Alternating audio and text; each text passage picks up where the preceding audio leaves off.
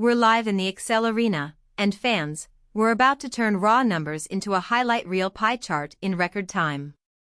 The crowd's buzzing, no prior experience needed, just open that spreadsheet and we're underway. First possession, data setup. In the left column, you've got your categories rent, food, savings, right beside them, the numbers. No empty rows, tight formation, everything lined up so Excel knows exactly who's in the game.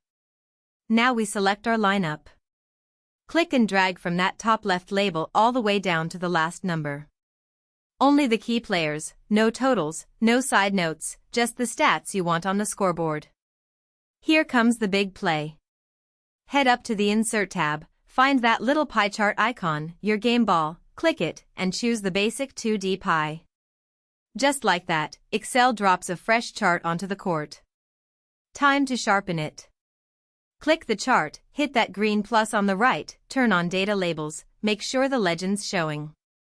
Switch those labels to percentages, values, or both, whatever gives your audience the clearest view of the action. Final polish, rename it something clean, like monthly budget breakdown, then test a few color schemes so every slice stands out. From blank sheet to big time visual, your numbers just made the starting lineup.